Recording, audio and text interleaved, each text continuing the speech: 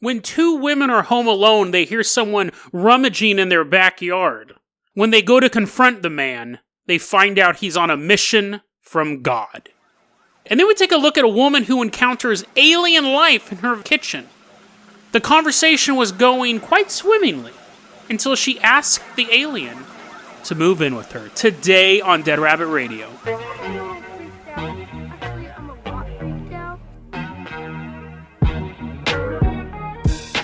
Hey everyone, welcome back to another episode of Dead Rabbit Radio. I'm your host, Jason Carpenter. I'm having a great day. I hope you guys are having a great day too. I got my haunted doll, Veronica, here. She's running co-host duties for us today. And let's give a shout out to our newest Patreon supporter, Corey Dennis. Corey, thank you so much for supporting the show. I always say it really helps out a lot. I mean it, guys. Like that, I feel like sometimes I'm just saying stuff like, hope you have a great day. You don't have to listen to every episode. You know, I mean this stuff. It probably sounds like a chant. I do hope you guys are having a great day. And it means a lot when you guys support the Patreon. But if you can't support the Patreon, I mean this as well. That's okay too.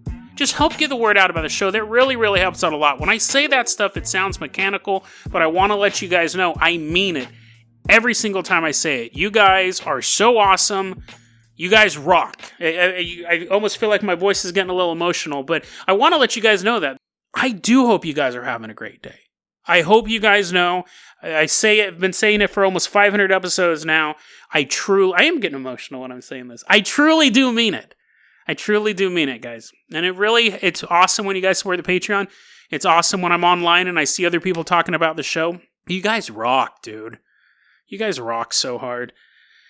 Corey, let's go ahead and toss you the keys to the Dead Rabbit Dirigible. We're going up to Washington. A short journey from Oregon. We're headed right over the river. We're headed to Burien, Washington. This is actually an update to a story we did a while ago. It was episode 475. Would you test the devil's trap? In that story, we did something about Randonautica, about how these teenagers had found body parts in a suitcase out on the border of Seattle. Well, they've solved the case. I wanted to do this update. They've solved the case. There was actually two dismembered people in the trash bags in the big suitcase. It was Jessica Lewis, she was 35 years old, and Austin Wenner, he was 27. Both of them had been executed. Both of them had been shot.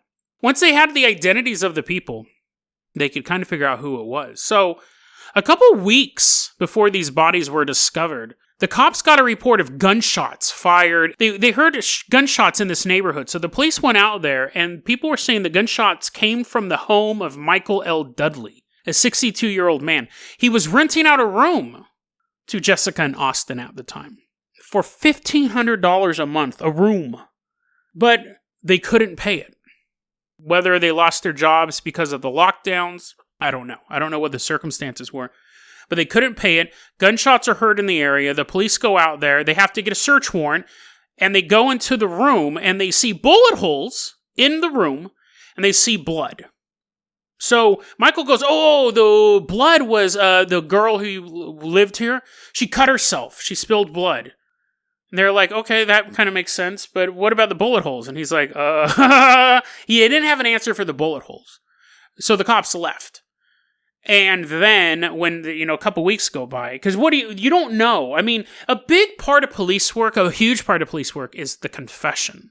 I read so much true crime, and it comes down to, do you confess or do you not confess? If you can get found guilty either way just through a bunch of other evidence, but a lot of times it comes down to, well, we don't know. There's gunshots, there was blood, I don't know how much blood there was. The cops did say it looked like someone had been painting. So it's not like the cops are like, oh, well, I guess nothing happened there. They just didn't have anything to go on at the time. But when these two bodies show up on the seaside, they're able to actually identify the bodies. Then they go, where did these people live? And they find out it was this guy's house. He's been arrested now.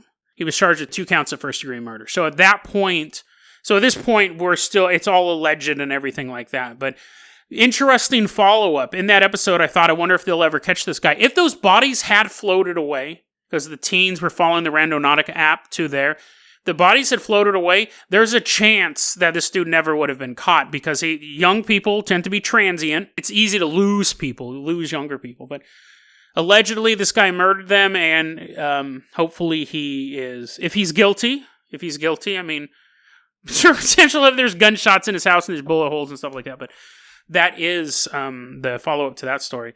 So, Corey, that's a sad story, but hopefully justice is done in that case, but it's awful. We don't know the whole scope of it, but apparently they couldn't pay, so he shot him. Ugh. Anyways, Corey, we're leaving behind Burien, Washington. We are headed out to Union, New Jersey. Still taking that Dead Rabbit dirigible, flying out to Union, New Jersey. It's January 7th, 2011. It's an early morning. There are two women living in this house, and they hear a noise in their backyard. A ruckus is what I actually put down in my notes. I mean, a noise is like a paint can getting tipped over. They're like, shush. Bunch of stuff going on. So they come out of their house. Again, it's super, super early in the morning. It's dark out. And they see their shed door is open.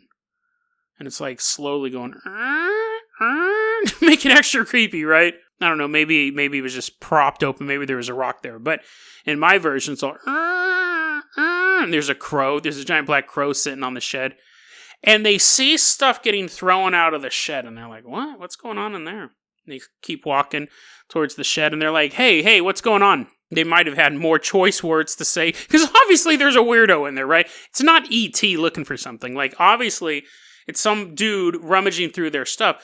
What happens, though, is when they draw attention to themselves, a man jumps out of the shed holding a knife in one hand and not a bouquet of flowers in the next one, the hatchet. So the worst combination of weapons, right? Outside of a chainsaw and a lightsaber. He jumps out of there with a knife and a hatchet and starts chopping these two women up. They're completely defenseless. Like, you've probably figured at first the noise was a raccoon. Once you got out there and saw stuff all spread across your lawn, probably figure it's a weirdo. But they weren't prepared for that. Their neighbor also hears the ruckus. So he's already outside, and he hears the attack going on the other side of the fence. He grabs a baseball bat, jumps over the fence, and just straight smashes this dude over the back of the head with his bat. Just like, pfft. Now, he lives, despite the sound effect I made. His head wasn't made of paper mache. He actually lives, but the assault has stopped. Let's go back a day. Now we're going to meet a man named Morgan Mez. He's 25 years old. And he's sitting there and he's like, oh man, I just woke up. Don't know what I'm going to do today. Oh yeah, I'm going to smoke some synthetic weed. Remember when that stuff was super legal and you could buy it at the gas? This guy does. This guy totally does. But you used to be able to buy spice like at gas stations. He's sitting there, he's smoking synthetic weed. He smoked 15 to 20 blunts. So even he doesn't know. He's just ballparking it, right? That day, he smokes 15 to 20 blunts. And then the sun sets and he's like, oh, dude, it was a really unproductive day. I better start doing some stuff. But first, let me smoke 15 to 20 more synthetic blunts. As he's smoking this stuff, he begins to think that he is a character in the Bible.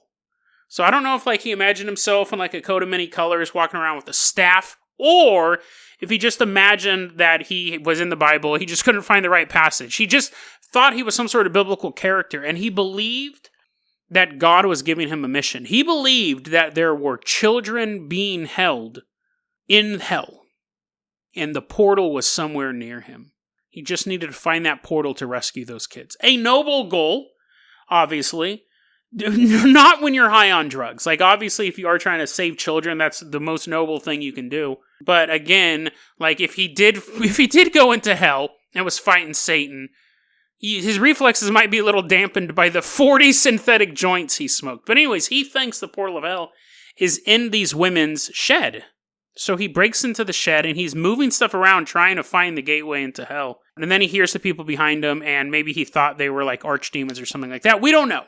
Maybe he doesn't even know. He jumps out of the shed with an axe and a knife and He jumps out of the shed with a hatchet and a knife and starts attacking these women. Now, what was horrible was that these two women were they both survived. They both survived, but they were so badly beat up by this attack. They were held in different wards of the hospital. They were a married couple, and each one of them thought the other one was dead because they were all slashed up. And they kept asking, how is she? How is she? In reference to her wife. And they go, oh, she's fine. You just rest. So she's thinking, well, she's dead, and they just don't want me to know.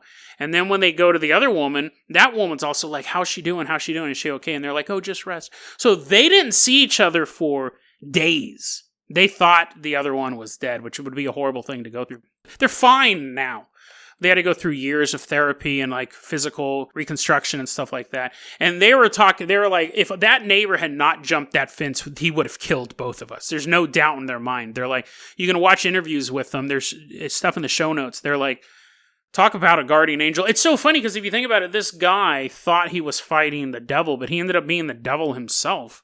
And he ends up going to prison. In 2016, he's found guilty for 2 counts of attempted murder, 16 years each. In 2016. But this is the thing that always bugs me about covering these true crime stories. In 2019, he got the case overturned. What happened? This is so insane. This is so insane how the justice system works. So he did 3 years. He did 3 years in prison for attacking 2 women with a knife and a hatchet.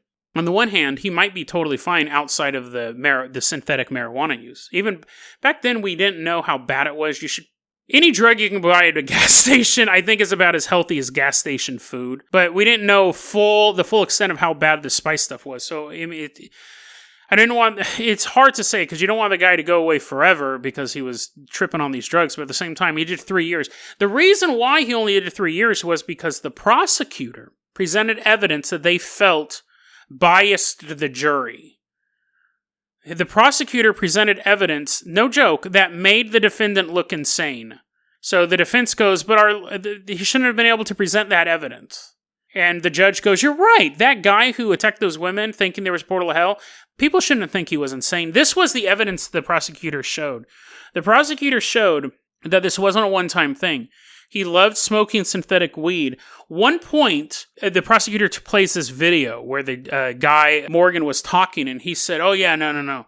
I've tripped out on synthetic weed before I attacked these people. One day, I almost attacked a 5-year-old kid at a birthday party because I thought he was a leprechaun. And I wanted to kill that leprechaun because I thought he was like, I wanted his pot of gold or something like that. I wanted my wishes. But I saw a 5-year-old and I thought he was a leprechaun, and I wanted to, quote, yoke up on him, which is beat him up. And the defense lawyer goes, he shouldn't have played that tape. The judge goes, you're right, that made him look crazy, so he got off. So because he appeared so insane to the jury, that made the judge go, he's not really that insane, even though he said that he wanted to beat up a 5-year-old kid because he thought he was a leprechaun. And this case was about a portal to hell. I don't know. But anyways, he's out now. And again, if he's clean, if he's not using any drugs and his psychosis only came from drugs, then maybe he should be out. Like, I definitely wouldn't want to take him to any birthday parties, right? I wouldn't want to dress up in a Halloween costume around him, but I'm hoping that he's better now. I'm hoping everything's better. It's just such a weird case, the fact that you could have someone snap like that and attack 2 women, but then it turns out that he didn't snap, that he was having previous delusions involving little kids and leprechauns.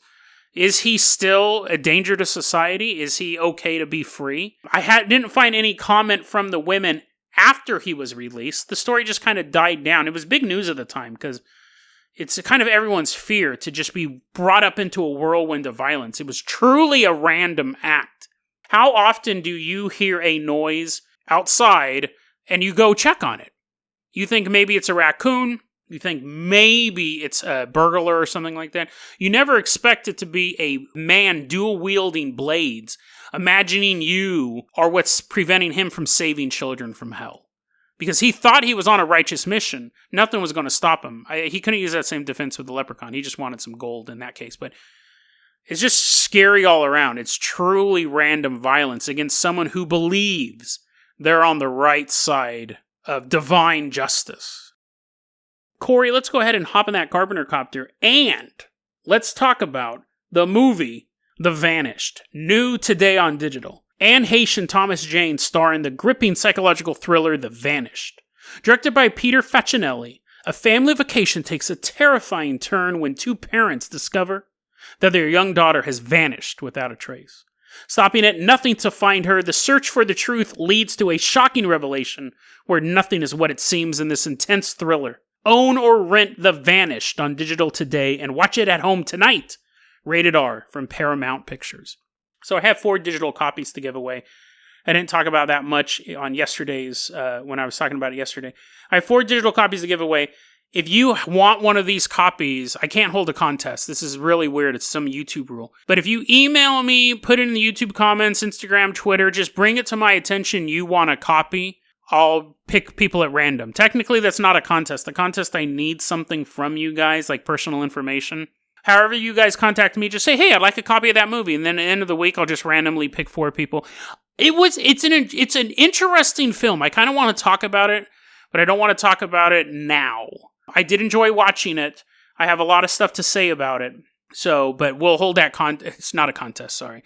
We will hold that random selection. Just reach out to me in some way, because I don't want to give them to people who don't want to see the movie, right? So if you're interested in the movie, just hit me up. Any way you hit me up, I'll just pick names at random. So, Corey, let's go ahead. We are leaving behind the promo read we just did. We are headed out to Belarus, which is somewhere in Eastern Europe, I believe. We're specifically going to Vitebsk, Belarus. It's February 1990. It's 10:40 a.m. Helicopter is flying off. We see this town in the middle of Belarus. And then we're going to meet a woman named Nadza. She's a school teacher. She's getting ready for the day. She's making breakfast in her kitchen. Cooking up some eggs. Some bacon. That's pretty hot for an egg, right? Eggs don't fry. I guess some eggs are fried, but pouring some orange juice. Bloop, bloop, bloop, bloop. There's pulp in that. That's why it's making that noise. She's rolling some dice. Yeah, snake eyes. It's a bunch of sound effects just going on. There's a rooster outside. There's a small orb, though. Despite all that, this was the best sound effect. She's in her kitchen, and then a little small orb floats into the kitchen. First instinct you're going to think is ball lightning, right? Which is super rare. Most people will never see it in their life. But looking back on this story, you could go, maybe it was ball lightning that was coming around. This was the size of a ball, and she said it was like a matte color. So kind of like, what is that, like a whitish clay colored? And she's just enjoying her morning. It's 10:45. Actually, it's kind of late to eat breakfast, but it's 10:45 in the morning, right? She's not in the middle of nowhere, and this little orb is floating around her kitchen. It begins to circle her head. She's just perfectly still. She says it didn't say anything to her, but she knew what to say to it. It's kind of a weird thing. She wasn't getting any telepathic communication, but she knew what it wanted to hear. First off, she greets it. Thank you, orb, for coming into my house. And I'm glad you visited our beautiful city of... And then she pronounces it correctly. And the orb's like... She goes, I always knew there were other life forms in the universe. I always knew there was something else out there. And at this point, it's still floating around here, and it starts to go... making crackling sounds like electricity. That sounds more like fire, but you know what I mean. You can imagine it. She says it begins to morph. It started off as a small ball, but it started to get bigger. It would become like a 19-inch ball, and then shrink back down to, say, like a golf ball, and then a big ball, a little ball, big ball, and little ball. It's kind of going back and forth. And then tentacles start to come out of it. They came out to about 8 inches out of it. She said it looked like a spiked mine. It's still kind of floating around her. She said when it would go back behind her head, she would feel a breath. She would feel wind on the back of her neck. It's still not saying anything to her. She's simply making responses to this thing. She goes, I wish I could go with you, but I have small kids. Orb's like, it's probably thinking, oh, lady, you're moving way too fast. I wasn't asking you to move in with me. Just wanted to float around your head a bit, dude. Slow down. Then she says, why do you come to me in such a strange appearance? And for the first time, it actually speaks to her. It's telepathic, but for the first time, it actually answers her. Because now she's asking it a question. It says, we appear in this manner. I don't know why. It has a posh British accent. Good day, lady. We appear in this manner because this is how we actually look like. And specifically visited you because we knew you would accept us as we are. That's an exact quote from this thing. She says she asked where it was from. This is an interesting detail. She said when she asked where they were from, they said they were from a star system that started with an A. And when she's reporting the story, the reporter goes, well, which one? And she goes, I don't remember. Like, I'm not a scientist. Like, they just said a name. It started with an A. I don't remember it. That's an interesting detail because a lot of times it would be easier for her to make up the answer, right? She could go, they come from the Andromeda star cloud. They come from the Astrid constellation. They come from asteroid M, whatever it is, right? But she says it told her something and she heard it, but then she just forgot what it was. She goes, I know it started with an A, though. And then actually, I think at the time she realized she was a little out of her league because she asked, why don't you visit scientists? Like, why are you coming to visit me in my kitchen? And it said, the quote was, we specifically chose you because not all people are ready to meet us. That's something we've talked about a lot on this show, whether or not people are sometimes physically can't take alien contact. We've run into a couple stories where people have met aliens and then died of horrible diseases afterwards. Or just not spiritually evolved or mentally evolved enough to see these things. So she's having this little conversation, though, with this alien. And then she says this. It's a very curious jump. Because, again, she's just kind of answering how she feels. She says this. This is a quote. If your spacecraft is crashed and you are in trouble, you can stay here to live with me. I have room for you. Unquote. And at that point, the orb is still kind of floating around her head. And it doesn't say anything. But she feels, for the first time in this entire encounter, pure fear overtake her. She says that she felt like something huge was descending upon her, just that weight of terror washing over her. Up until this point, everything was hunky-dory. She had no problem with this alien presence in her midst. But now, after saying, hey, you can come live with me, she felt fearful. She runs out of the kitchen. And when she comes back, I'm assuming 8 weeks later, but when she comes back in, the orb is gone.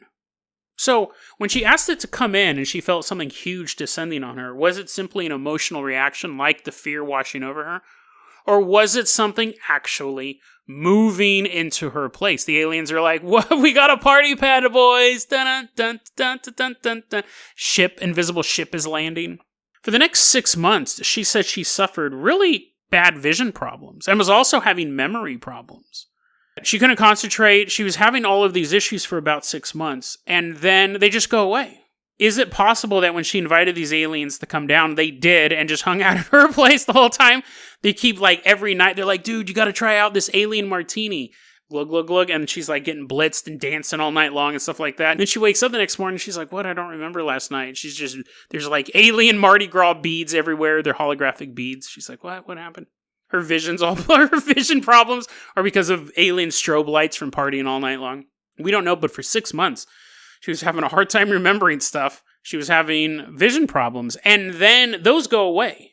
After that, she becomes incredibly lucky. It says in here, usually is the word they use, but usually whatever she wanted, she got. Now, that's an interesting side effect. We can almost read it like this, that she did invite the aliens down, and immediately her human instincts told her, oh, whoa, you shouldn't have invited it in. That's a very common thing with mythology or with, I don't know if the right word would be folklore is the word I'm looking for. You invite the demon into you, you invite Dracula into your house, or any vampire, not specifically Dracula, but you invite these things in. She could have invited in this alien force, and her raw reptilian brain, not alien reptilian, but evolutionary reptilian brain told her to flee. Something bad was going to happen. And for 6 months, they did inhabit this place. But to pay their rent, to basically pay for all the trashing they did of her place, it was in the 8th dimension, so she won't notice it.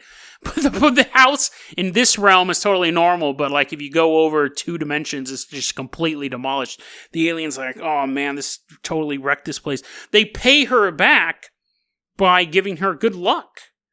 That's an interesting trade-off. Would you take 6 months of memory and vision problems? Would you take 6 months of alien roommates, basically? They're just constantly floating around your head. You're like, dude, I'm trying to read a book. They're like, there's like 10 of them. You can't see it. Maybe that was the vision problems. Maybe these orbs kept floating around in front of her. She couldn't necessarily see them, but somehow they messed up her vision. I don't know. I'm pulling that one out of my butt. But my point is like, if you had 10 alien orbs floating around you, whether or not you could see them, they're probably going to make it a little hard to read TV Guide, right?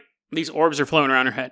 What's creepy about this story, other than the fact that she had alien roommates for a couple months, is the story ends with this. It says that the last thing the aliens told her was that they were returning for her in 5 years.